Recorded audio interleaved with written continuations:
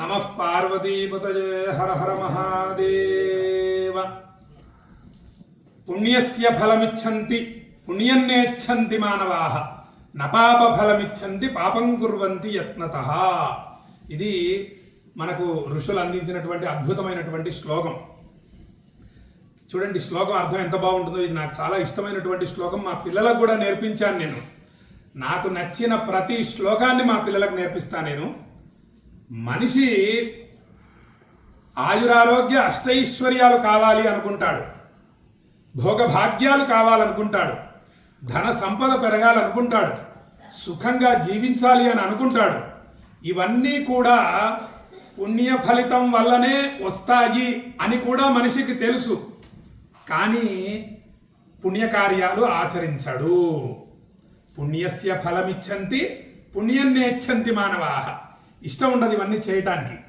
ఇవన్నీ వాటి వల్లనే వస్తాయి అని తెలుసు కానీ చేయడు. నపాప ఫలమిచ్చంతి పాపం కుర్వంతి యత్నతః. ఏమి వాక్యం అండి, అద్భుతం. నాకు అనారోగ్య బాధలు వద్దు, దారిద్ర్య బాధ వద్దు, నిండు నూరేళ్లు నేను పిల్లా పాపలతో జీవించాలి, ఎటువంటి అకాల మరణం వద్దు నాకు అని ఇవన్నీ కూడా నాకు వద్దు వద్దు వద్దు అంటాడు. ఇవన్నీ కూడా పాపకార్యం చేయడం వల్ల వస్తాయి అని తెలుసు. అయినా కూడా ప్రయత్నపూర్వకంగా పాపాలు చేస్తాడు. ఏమండి, నపాప ఫలమిచ్చంతి పాపం కుర్వంతి యత్నతః. మళ్ళీ ప్రయత్నపూర్వకంగా పుణ్యకార్యాలు చేయాలి. మనం ఈ శ్లోకం తెలుసుకొని జాగ్రత్తగా ఏం చేయాలి? పుణ్యకార్యాలను ఆచరించాలి.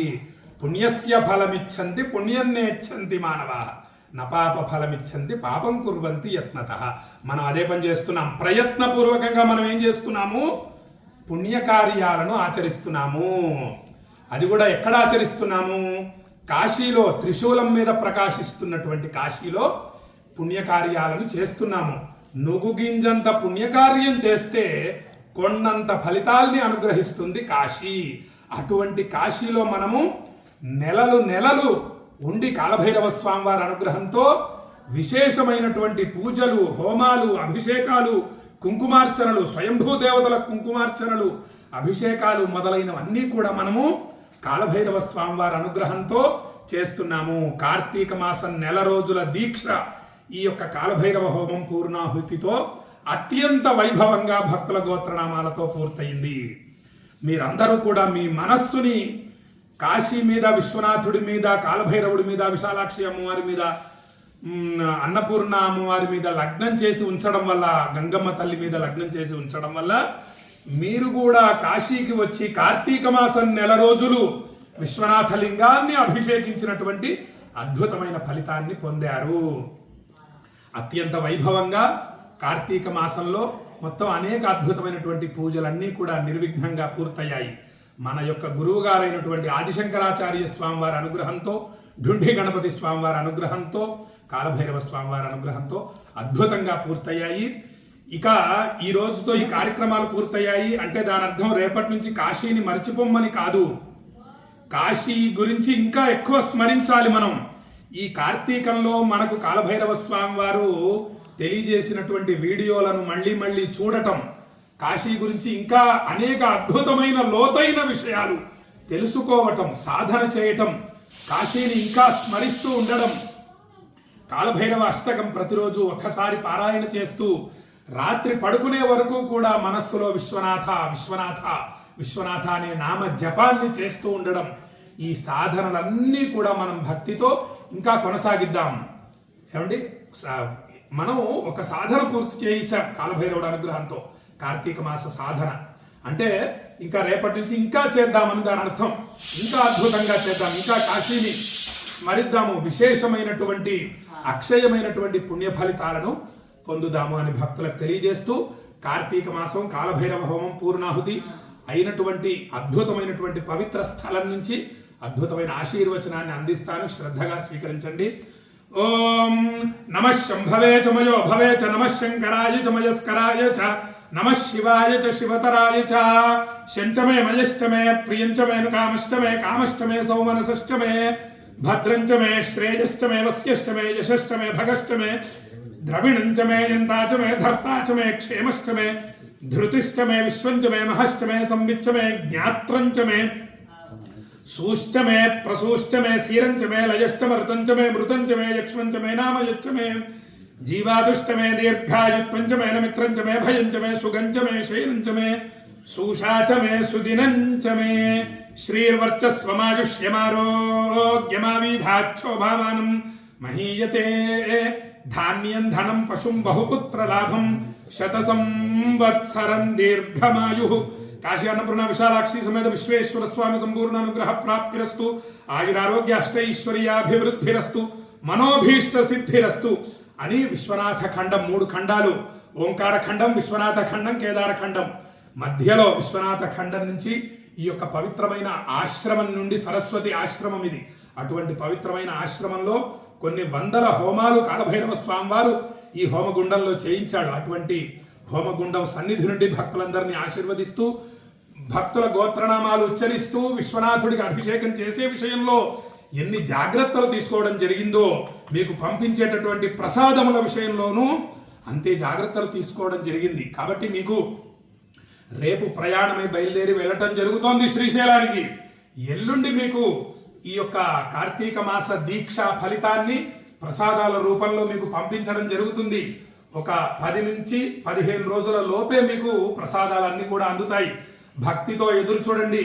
సాక్షాత్తు ఆ ప్రసాదాలు రావటం అంటే విశ్వనాథుడు మీ ఇంటికి రావటమే. అంతటి విశేషమైనటువంటి ప్రసాదములు మీకు లభిస్తాయి, అతి శీఘ్రంగానే వస్తాయి. కాబట్టి భక్తితో ఎదురు చూడండి. అవి వచ్చే వరకు కూడా విశ్వనాథుడి నామాన్ని జపిస్తూ ఉండండి, కాలభైరవుడి నామాన్ని జపిస్తూ ఉండండి. మళ్ళీ మనము కాలభైరవుడు అనుగ్రహిస్తే మాఘమాసం 4 రోజులు విశ్వనాథలింగానికి భక్తుల గోత్రనామాలతో అభిషేకం చేయాలని ఉంది. కేవలం అంటే 2 సార్లు మాత్రమే, 2 సంవత్సరాలు మాత్రమే మాఘమాసం 4 రోజులు చేయగలిగాను.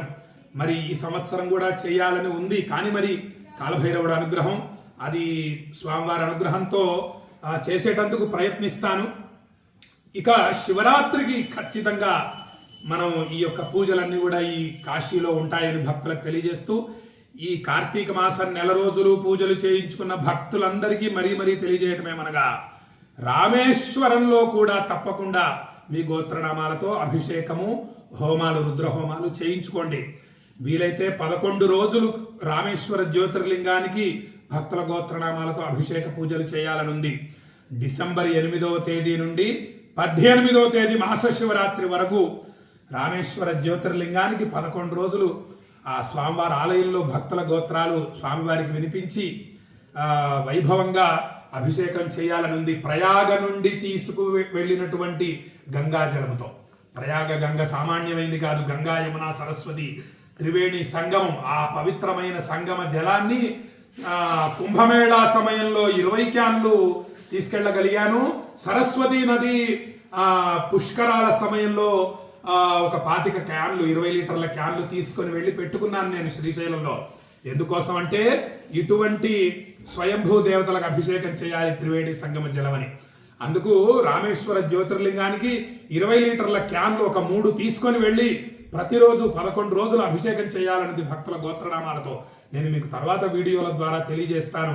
అక్కడ నుండి ఇసుక తీసుకొని మళ్ళీ శివరాత్రికి వచ్చి శివరాత్రి రోజు లింగోద్భవ సమయంలో ఆ సైకత లింగానికి అభిషేకం భక్తుల గోత్రనామాలతో చేసి భక్తులందరికీ అక్షయ పుణ్య ఫలితాలు అందించాలన్నదే నా సంకల్పం కాదు, ఇది విశ్వనాథుడి సంకల్పం, కాలభైరవ స్వామి వారి సంకల్పం అని భక్తులకు తెలియజేస్తూ కార్తీక మాసం చిట్ట చివరి ఆశీర్వచనాన్ని అందిస్తూ సెలవు తీసుకుంటున్నాను. ఈ యొక్క వీడియోని మీ బంధుమిత్రులందరికీ షేర్ చేయండి. ఈ వీడియోని చూసిన వాళ్ళందరూ కూడా విశ్వనాథుడి అనుగ్రహం, కాలభైరవుడి అనుగ్రహం, విశాలాక్షి అమ్మవారి యొక్క సంపూర్ణ అనుగ్రహాన్ని పొంది ఆయురారోగ్య అష్టైశ్వర్యాలతో పిల్లా పాపలతో నిండు నూరేళ్లు వర్ధిల్లుతారు అని భక్తులకు తెలియజేస్తూ ఆ విశ్వనాథుణ్ణి మనసారా స్మరిస్తూ సెలవు తీసుకుంటున్నాను. జై శ్రీరామ్, జై శ్రీరామ్.